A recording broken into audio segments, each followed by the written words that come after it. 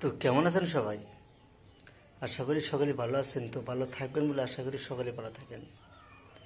আজকে আমি আপনাদের বিদ্যা দিব মাত্র 4 ঘন্টার ভিতরে আপনার কাছে আনার জন্য আমি বাধ্য করে দেব।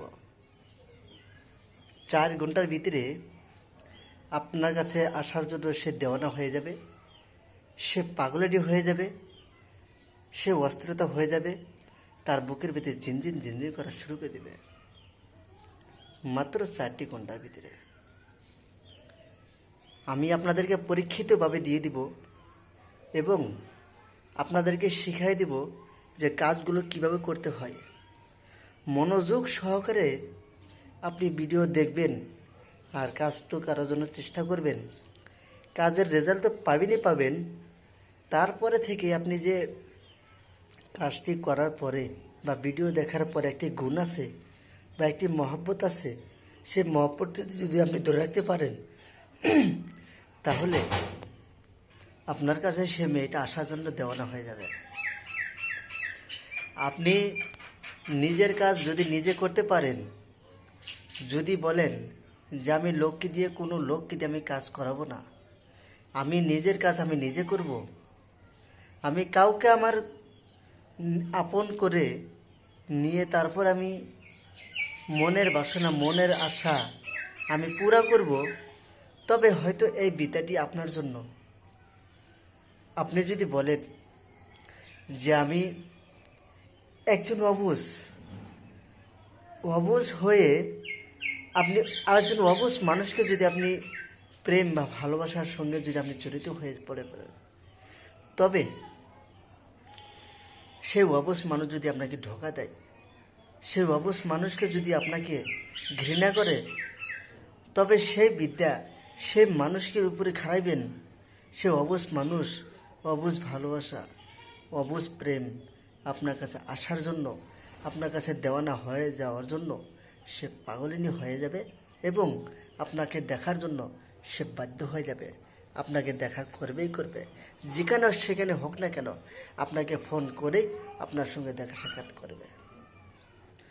আমি যদি বিদ্যা আপনাদেরকে সঠিক দিয়ে থাকি, যেন কামাখ্যা মায়ের আশীর্বাদ থাকে, এবং আমি যদি বিদ্যা সঠিক দেই তাহলে আমি যেন শিব আর আল্লাহ দুটা কিন্তু একই সমান হয়ে থাকে। কারণ শিব হলো হিন্দুদের ধর্ম আর আল্লাহ হলো আমাদের ইসলাম ধর্ম। কিন্তু হিন্দু বাইরে যে আপনারা শিবকে মানেন, তবে আপনারা শিবকে আল্লাহ মেনে যে আপনি কাজটি করবেন, তবে আরেকটি কথা হলো যে আপনি মন্ত্রকে আগে বিশ্বাস করতে হবে। মন্ত্র ক্ষমতা কতটুকু সে মন্ত্র ক্ষমতা আগে দেখতে হবে, মন্ত্র ক্ষমতা বুঝতে হবে, লোককে যাচাই করতে হবে। একটি লোক আপনার সঙ্গে দাঁড়িয়ে আছে, সেই লোকটি সত্যি না অসত্য, শুদ্ধ না অশুদ্ধ, পবিত্র না অপবিত্র, তার মুখটা শক্তিশালী আছে কি না, আপনি যাচাই বাছাই করে গণনা করে তারপরে একবার কথা বললে কিন্তু আপনি বুঝতে পারা যায় যে লোকটা আসলে সত্যি না অসত্যি, লোকটা আসলে বিশ্বাস হয় কি না। বিশ্বাস করে বহু দূর, তর্কে কত দূর। হ্যাঁ, তবে আপনি কাজগুলো করুন, সঠিক রেজাল্ট পাবেন। মানুষকে বিশ্বাস মেনে কাজটি করবেন, কাজের রেজাল্ট পাবেন।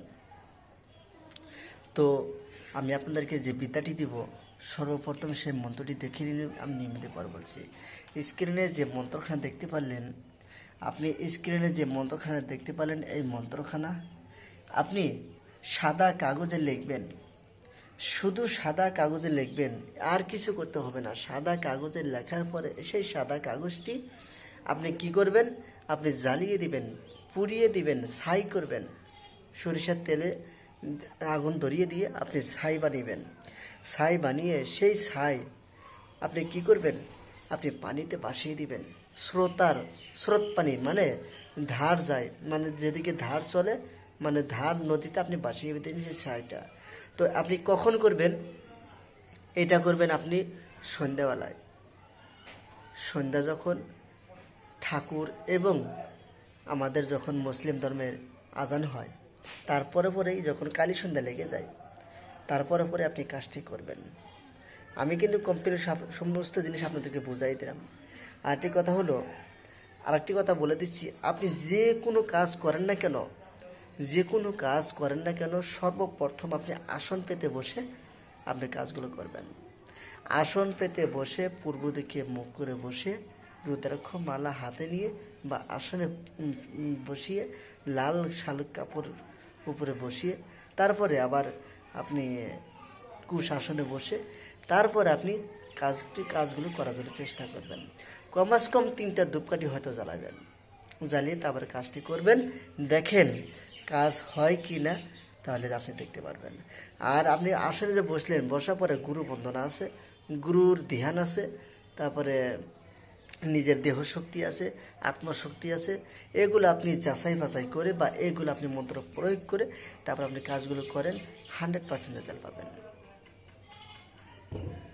তো আমি আপনাদেরকে বেশি কথা বলে বোঝাবো না, বেশি কথা বলে আপনাদেরকে বিরক্ত করব না। অল্প কথা বললে অল্পতেই যথেষ্ট। যদি অল্প কথা বোঝেন তাহলে অল্পতেই যথেষ্ট। আর যদি বেশি কথা বলার খুবই দরকার হয় তবে আমি পরে ভিডিওতে আপনাদেরকে বলে দেব। আর যারা এখন পর্যন্ত আমার গুরু দীক্ষা এবং চণ্ডাল হার না নিয়ে থাকেন অবশ্যই নেবেন। আরেকটি কথা হলো যে কামসিন্দুর তো সবারই মনে আগ্রহ কামসিন্দুর নেওয়ার জন্য। কারো না কারো হয়তো যে কোনো মানুষ হোক না কেন হয়তো অবশ্যই কামসিন্দুর নেওয়ার জন্য আগ্রহ। সেই আগ্রহ জিনিসটা আমি আপনাদেরকে সামনে তুলে ধরব।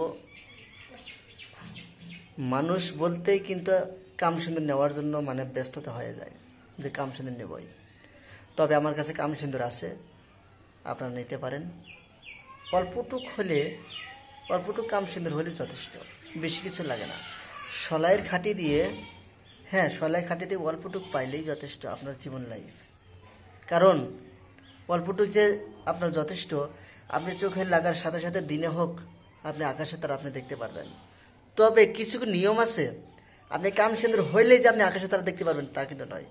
কিছুগুলো নিয়ম আছে, নিয়ম মানতে হবে, তারপরে হ্যাঁ দেখতে পারবেন। কামসিন্দুর দিয়ে আপনি